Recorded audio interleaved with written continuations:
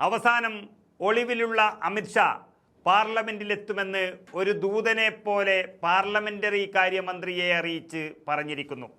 അപ്പോൾ അമിത്ഷാ എന്ന ആഭ്യന്തരമന്ത്രി അനുഭവിക്കുന്ന ടെൻഷനും ഭയവും ഒന്ന് ഓർത്തു നോക്കുക. നമുക്കറിയാം, പതിറ്റാണ്ടുകളായി പരാജയം എന്താണ് എന്നറിയാത്ത ഒരു നേതാവായിരുന്നു അമിത്ഷാ. എന്നാൽ ഇപ്പോൾ ഇത്രയും കാലം ഒളിച്ചു നിന്നത് തന്നെ ഇനി ആരും രക്ഷിക്കാനില്ല എന്നുള്ളൊരു തിരിച്ചറിവിലാണ്. അതുകൊണ്ടാണ് ദൂതനെ അയച്ച് അമിത്ഷാ സഭയിൽ വന്ന് സംസാരിക്കുമെന്നും ദയവായി അപ്പോൾ കൂക്കി വിളിച്ച് കൊളമാക്കരുതെന്നും പോയി അഭ്യർത്ഥിച്ച് പ്രതിപക്ഷത്തിൻ്റെ കാലുപിടിച്ചത്.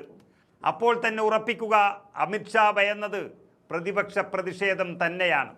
സഭയിൽ വരാതെ മാറി നിൽക്കുന്ന അമിത്ഷായുടെ തൻ്റെ ഇടമെന്നൊക്കെ ഇപ്പോൾ പറഞ്ഞു നടക്കുന്നവരുണ്ട്. ഒരു ചുക്കുമല്ല. പ്രതിപക്ഷത്തെ നേരിടാനുള്ള ഭയം ഒന്നുമാത്രമാണ് അമിത്ഷായെ ഒളിവിൽ തന്നെ നിർത്തുന്നത്.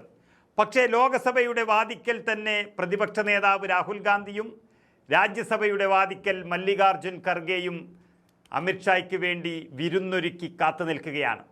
ഒരു പേരിന് വന്നു പോകാനാണ് ഭാവമെങ്കിൽ വന്ന പോലെ പോകില്ലെന്നും വിദ്യാർത്ഥികൾക്ക് നേരെ വെടിവെപ്പിനും ലാത്തിച്ചാർജിനും ഉത്തരവിട്ടത് ആര് എന്ന് കേന്ദ്ര ആഭ്യന്തരമന്ത്രി വ്യക്തമാക്കിയിട്ട് പോയാൽ മതിയെന്നുമാണ് അവരുടെ അന്ത്യശാസനം. അതുകൊണ്ട് വിദ്യാർത്ഥി പ്രതിഷേധങ്ങളുമായി ബന്ധപ്പെട്ട് പാർലമെൻറ്റിൽ വെറും ചർച്ച മാത്രം നടത്താമെന്ന സർക്കാരിൻ്റെ വാഗ്ദാനത്തെ തന്നെ തള്ളിക്കളഞ്ഞിരിക്കുകയാണ് പ്രതിപക്ഷ നേതാവ് രാഹുൽ ഗാന്ധി. അതൊന്നുമല്ല ഈ 20 ദിവസം കഴിഞ്ഞ് വന്ന് ചെയ്യേണ്ടതെന്നും ജൂൺ 20-ന് ഡൽഹിയിൽ പ്രതിഷേധിച്ച വിദ്യാർത്ഥികൾക്ക് നേരെ വെടിവെപ്പിനും ലാത്തിച്ചാർജിനും ഉത്തരവിട്ടതാരാണ് എന്ന ഒരൊറ്റ ചോദ്യത്തിന് ഉത്തരം തന്നാൽ മതിയെന്നും പറഞ്ഞാണ് 2 കോൺഗ്രസ് നേതാക്കളും 2 സഭയുടെയും വാതിക്കൽ കാത്തു നിൽക്കുന്നത്. ഇത് കോൺഗ്രസ് എംപിമാരായിട്ടല്ല, മറിച്ച് രാജ്യത്തെ 140 കോടി ജനങ്ങൾക്ക് ചോദിക്കാനുള്ള ചോദ്യവുമായിട്ടാണ് അവർ സഭയുടെ വാതിക്കൽ കാത്തിരിക്കുന്നത് എന്നാണ് രാഹുൽ ഗാന്ധി അറിയിച്ചിരിക്കുന്നത്.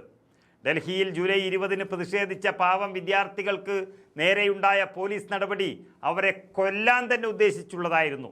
അതുകൊണ്ട് തന്നെ അതിൻ്റെ ഉത്തരവാദപ്പെട്ട മന്ത്രി എന്നുള്ള നിലയിൽ കേന്ദ്ര ആഭ്യന്തരമന്ത്രി അമിത്ഷാ പാർലമെൻറ്റിൽ മറുപടി നൽകണമെന്ന ആവശ്യത്തിൽ ഉറച്ചു നിൽക്കാനാണ് പ്രതിപക്ഷ തീരുമാനം.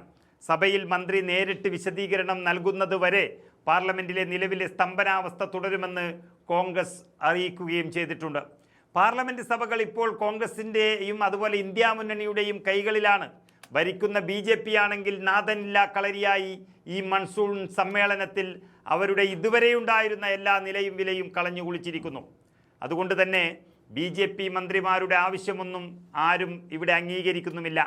സഭ തടസ്സപ്പെടാതിരുന്നാൽ ആഭ്യന്തരമന്ത്രി മറുപടി നൽകാൻ തയ്യാറെന്ന് പാർലമെൻറ്റ് കാര്യമന്ത്രി കിരൺ റിജിജു അറിയിച്ചുവെങ്കിലും പ്രതിപക്ഷം ഇത് അംഗീകരിച്ചിട്ടില്ല. സാധാരണ വിഷയങ്ങളെക്കുറിച്ചുള്ള പ്രസംഗമല്ല തങ്ങൾക്ക് വേണ്ടതെന്നും ഗുരുതരമായ കുറ്റകൃത്യം ചെയ്തതിൻ്റെ മറുപടിയാണെന്നും രാഹുൽ ഗാന്ധി വാർത്താസമ്മേളനം വിളിച്ച് തന്നെ വ്യക്തമാക്കി കഴിഞ്ഞു.